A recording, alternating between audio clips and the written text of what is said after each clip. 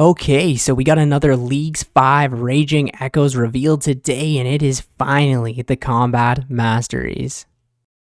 Okay, so let's take a quick look at this video.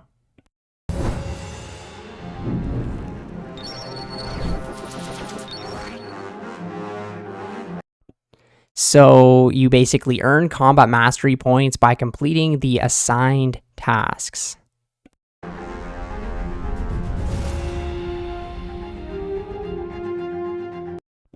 And you will spend the combat mastery points to unlock powerful style focused abilities. As you can see, melee, ranged, and magic focused abilities.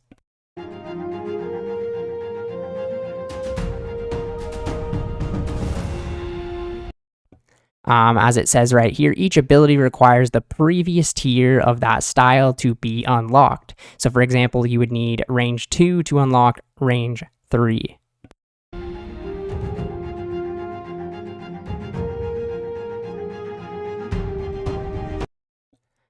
So right here, you can unlock passive buffs as you reach each tier for the first time, applying to all combat styles. And as you can see, some of these look like they're pretty big, like passive effect healing from all sources is increased by 20%. Damage taken is reduced by 15%, massive.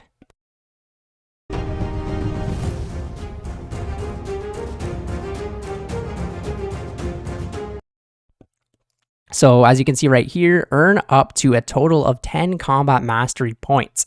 So they have 1, 2, 3, 4, 5, 6 different tiers. So if you can get 10, you can get one all the way up to level 6 and another one to say 4, depending on how you want to play it, or maybe 2, 3, I don't know.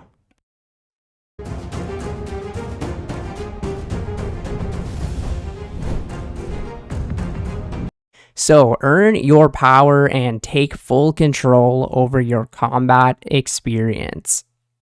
Okay, so it looks like there is quite a bit to cover here, from all the way from tier 1 to tier 6. Then there's melee, we got range, and magic. So let's take a look at the side here. So spend combat mastery points to unlock powerful style focused abilities. You earn combat mastery points by completing the assigned tasks. You can earn up to a total of 10. Each ability requires the previous tier of that style to be unlocked. Unlock a passive buff as you reach each tier for the first time. So these passive buffs apply to all styles. So here's, I guess, some examples of one. So unlock combat mastery points by completing the following tasks. So defeat a giant. That's very easy. Defeat 10 monsters with a combat level of 100 plus. Defeat Scurious by yourself. These are all extremely easy. So defeat a monster with a Slayer requirement of 55. Defeat Jad. Reach a combat level of 100. Defeat an Echo boss. Defeat 2 unique Echo bosses. Defeat 3 unique Echo bosses. And then defeat Zuck.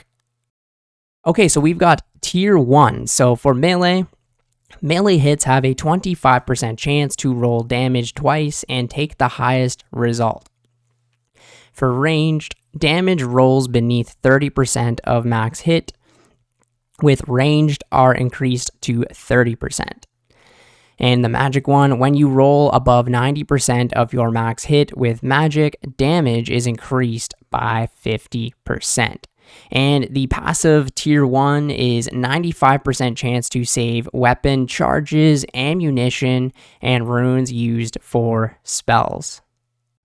Alright, so we have tier 2. So melee hits have a 10% chance to generate an echo hit. Additional melee hit, 50% max hit, respects accuracy, and it's for PVM only.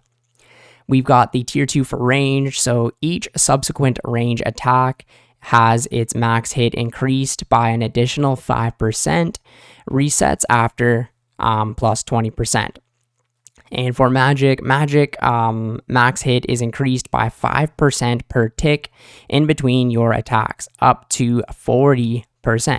And the passive for tier 2 is healing from all sources is increased by 20%. Alright, so tier 3, so melee attack rate set to 80%, rounding down. For range attack rate set to 80%, rounding down. And magic attack rate set to 80%, rounding down. And the passive for tier 3 is accuracy with all styles is increased by 100%. We've got tier 4, so melee hits have a 5% chance to heal 40% of damage dealt. Every 5th range hit heal 5 hit points. It's very interesting, actually. And for magic, when you roll above 90% of your max hit with magic, heal 10% of damage dealt. And then the passive for tier 4 is damage taken is reduced by 15%. Okay, so for tier 5, they are all the same, and basically the attack rate is set to 50%, rounded down above 5T, rounded up below 4T. So yeah, and the passive effect for tier 5 is prayer point gain from all sources is increased by 25%. These are massive numbers. And we've got the tier 6. So for melee, your chance to generate a melee echo increases to 20%, and your echoes can generate additional echoes up to 8 times in a row. So for range, never miss with ranged. Wow, that is crazy. So you will never hit a 0. And this is obviously for PVM only. And the 6th tier for magic is your max hit with magic is increased by 1% for every 100 hit points remaining on target, up to 10%.